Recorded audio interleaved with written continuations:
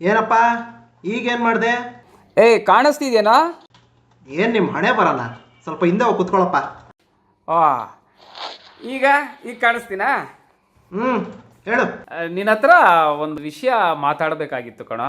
ಹಾಂ, ಹೇಳು. ಓ, ಈ ಟಾನಿಕ್ ಒಂದು ಬೇಕಾಗಿತ್ತು ಕಣೋ. ಟಾನಿಕ್ಕ ಹೋದ ವಾರ ತರಿಸ್ಕೊಟ್ನಲ್ಲ. ಅಯ್ಯೋ, ಹೋದ ವಾರ ತರಿಸ್ಕೊಟ್ಟಿದ್ದು ಅದು ಹೊಟ್ಟೆ ನೋವುಗೋ. ಇದು ಬೇರೆ. ಬೇರೆನಾ? ಓ, ಇನ್ಯಾವ ಥರ? ಏಯ್ ಇದು ಕಣೋ, ಇದು. ಆ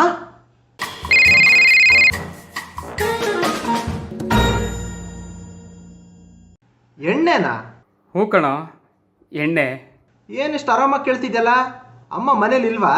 ಅಮ್ಮ ಅಮ್ಮ ಅಮ್ಮ. ಇವನು ಯಾರು? ಕಿರ್ಚ್ಬೇಡ ಕಣೋ. ಏಯ್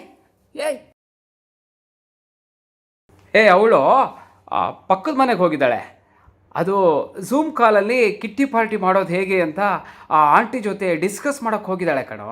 ಇದು ಬೇರೆ ನಡೀತಾ ಇದೆಯಾ? ಓ, ಆಮೇಲೆ ಈ ಎಣ್ಣೆನೂ ನನಗಲ್ಲ ಕಣೋ. ನಿನಗಲ್ವಾ? ಮತ್ತಿನ್ಯಾರಿಗೆ?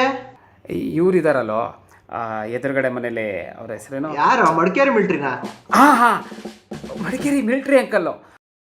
ಅವ್ರಿಗೆ ಅದು 2 ತಿಂಗಳಿಂದ ಕುಡಿದೆ ಒಂಥರ ಸ್ವರ್ಗ ಹೋಗ್ಬಿಟ್ಟಿದ್ದಾರೆ ಕಣೋ ಅವರು.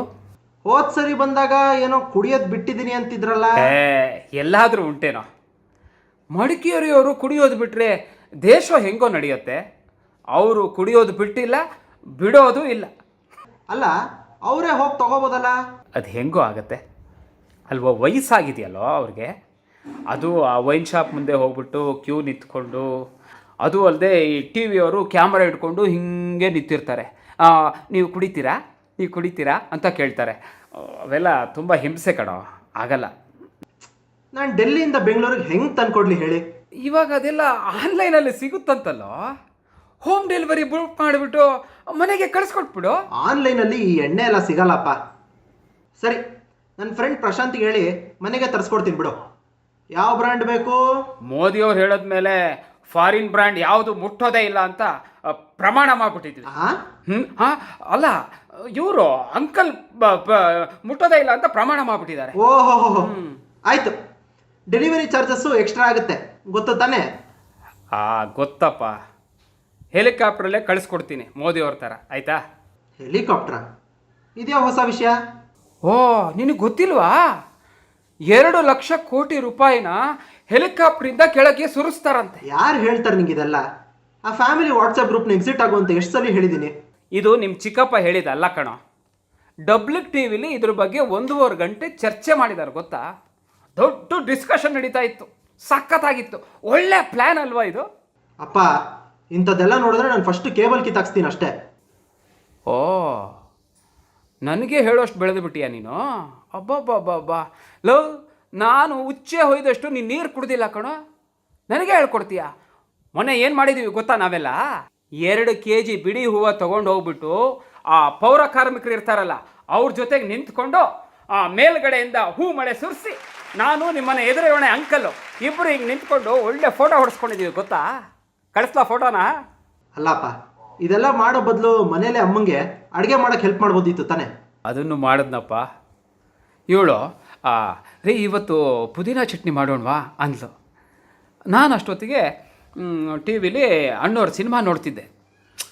ಫುಲ್ಲು ಅಣ್ಣವ್ರ ಮೂಡಲ್ಲೇ ಬಂದ್ಬಿಟ್ಟು, ಲೇ ಸರೋಜಾ, ಹಾಯಾಗಿ ಕುಳಿತಿರು ನೀನು ರಾಣಿಯ ಹಾಗೆ, ಮಹಾರಾಣಿಯ ಹಾಗೆ, ಪುದೀನ ಚಟ್ನಿ ಮಾಡಿ ಮುಗಿಸುವೆ ನೀನೇ ಆಗ ಒಪ್ಪಿಕೊಳ್ಳುವೆ, ತರರಂ ತರರಂ ತರರಂ ಅಂತ ಹೇಳ್ಬಿಟ್ಟು ಚಕ್ಕಂತ ಅಡುಗೆ ಮನೆಗೆ ಹೋಗ್ಬಿಟ್ಟು ಚಕ ಚಕ ಅಂತ ಆ ಪುದೀನ ಚಟ್ನಿಗೆ ಏನೇನು ಬೇಕೋ ಎಲ್ಲ ಹೆಚ್ಚಿ ಮಾಡಿ ಎಲ್ಲ ಮಿಕ್ಸಿಗೆ ಹಾಕ್ಬಿಟ್ಟು ಆನ್ ಮಾಡಿದೆ ನೋಡು. ಆಮೇಲೆ ಗೊತ್ತಾಯಿತು ಕಣೋ, ಎಲ್ಲ ಹಾಕಿದವನಿಗೆ ಮಿಕ್ಸಿದು ಮುಚ್ಚಳ ಹಾಕೋದೇ ಮರ್ತೋದು.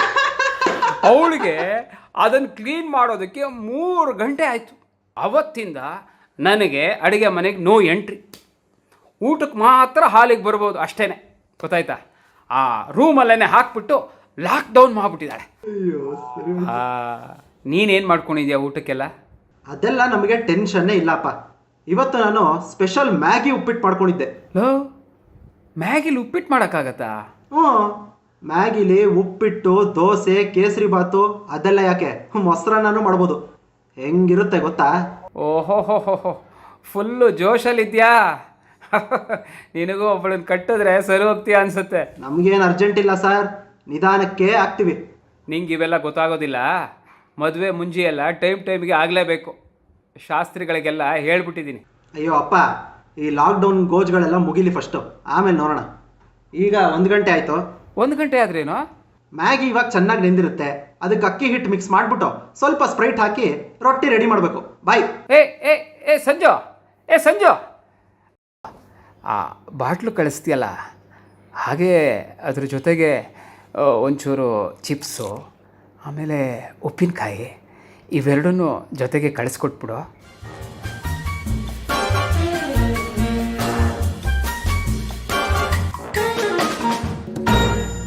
ಹೇ ಸರೋಜ, ಇದು ಕೊರೋನಾಗೆ ಔಷಧಿ ಕಂಡು ಹಿಡಿದ್ಬಿಟ್ಟಿದ್ದಾರೆ ಕಣೆ. ಅಯ್ಯಯ್ಯೋ, ಇಲ್ಲೇ ತೋಪಾಂಜಲಿ ಮೆಡಿಕಲ್ಸ್ ಅಲ್ಲಿ ಸಿಗ್ತಾ ಇದೆಯಂತೆ. ಇವತ್ತೇ ಹೋಗಿ ತಗೋಬರೋಣ, ಬಾರೆ ನಡಿ.